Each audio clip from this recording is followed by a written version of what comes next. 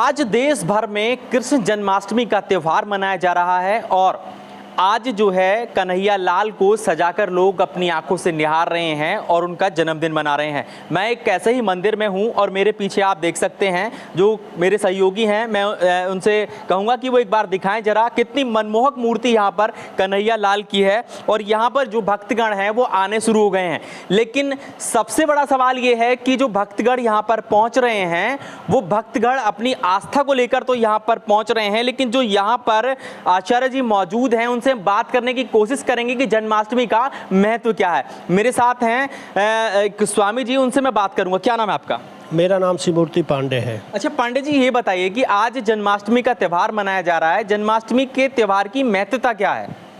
जन्माष्टमी त्यौहार का महत्व ये है कि हमारे शास्त्र में इस बात का वर्णन कि इस त्यौहार को मनाने से मनोकामनाएं पूर्ण होती है और सभी मनोकामना पूर्ण होती है तथा इस त्यौहार को मनाने से लोगों को बड़ी ही सुख शांति प्राप्त होती है, ऐसा भागवत में लिखा है।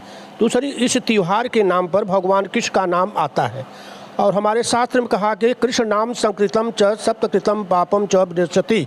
भगवान कृष्ण का नाम लेने से श्री कृष्ण का जाप करने से 7 जन्म के किए हुए पाप नष्ट हो जाते हैं तथा इनकी जन्म की कथा सुनने से आज का कोई मुख्य मंत्र जो आज बोलने से कुछ अभिलाषाएं पूरी होती हों, तो आज का मुख्य कुछ मंत्र बताइए आप। अच्छा, मंत्र ये है कि देवकी सुत नंदनम पुत्रम माम देहि। यदि किसी कन्या को, किसी भी स्त्री को यदि पुत्र प्राप्त नहीं होती है तो ये तो संस्कृत में है, संस्कृत तो सभी लोग जानते नहीं हैं, लेकिन संस्कृत के ही बराबर में उनकी आत्मा की जो उद्गार होती है वह भी किसी मंत्र से कम नहीं है। वह भगवान कृष्ण के सामने स्वर हो करके श्रद्धा भक्ति के साथ, विश्वास के साथ भगवान कृष्ण के सामने या कृष्ण के सामने यह प्रार्थना करें कि हे प्रभु मुझे संतान दीजिए। आज योगी आदित्यनाथ मथुरा पहुंचे और कान्हा के जन्मदिन का सेलिब्रेट उन्होंने वहां पर किया है। किस नज़रिए से आप इसको देखते हैं?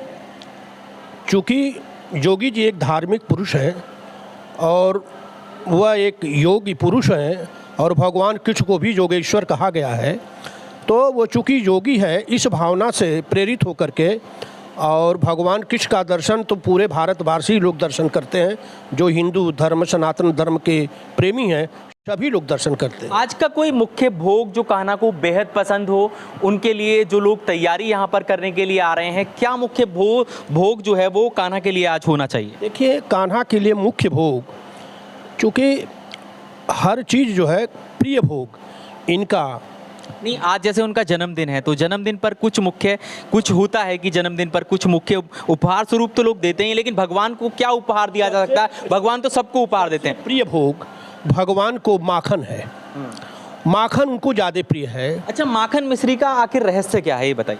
माखन मिश्री का रहस्य यह है और इसका भाव यह है कि माखन और मिश्री, माखन जो होता है वो चिकना होता है और जो है वो नरम होता है, नैनू होता है, और नवनीत समाना, संत हृदय नवनीत समाना, ऐसा हमारे रामचरितमानस में लिखा हुआ कि संत का हृदय नवनीत के समान होता है। तो हमारे भगवान का भी हृदय, कन्हैया जी का हृदय भी नवनीत के समान है। और मिश्री चूँकि मीठा होता है, और मीठा शब्द जो है, मीठा बोलने से, अच्छा शब्द बोलने से लोगों के दिल को प्रसन्न करने वाली जो भाषा होती है वह मीठी भाषा बोलते हैं, और जिससे लोग बोलते हैं जिस भाषा के। आज क्या कार्यक्रम यहाँ पर होने वाला है? किस तरह का कार्यक्रम आज यहाँ पर, किस तरह की आपकी तैयारी है आज कान्हा के जन्मदिन के लिए? कान्हा के जन्मदिन पर तैयारी ये है कि प्रिय भक्त लोग आएंगे, दर्शन करेंगे और उनके भोग और प्रसाद हम देंगे मंदिर की तरफ से, और वो अपनी मनोकामना मनाएंगे भगवान से और उनकी मनोकामना पूरी होगी और प्रसाद और आशीर्वाद के रूप में प्रसाद दिया जाएगा। जैसा कि पंडित जी ने सारी बातों को जो है विस्तार पूर्वक बताया, और इस समय मौजूद हूँ यहाँ पर एक अमृत परिसर मंदिर है और यहाँ पर इसको भव्य तरीके से सजाया गया है। अब जिस तरीके से यहाँ पर भक्त आने शुरू हो गए हैं और कान्हा की जो अद्भुत छटा है वो अपने आप में कहीं ना कहीं जो बहुत मनोहर नजर आ रही है, और हिंदू सनातन संस्कृति के पावन पर्व को मनाने के लिए लोग बड़ी संख्या में यहाँ पर पहुँच रहे हैं। IBN 7 के लिए हापुड़ से सोनू उपाध्याय की रिपोर्ट।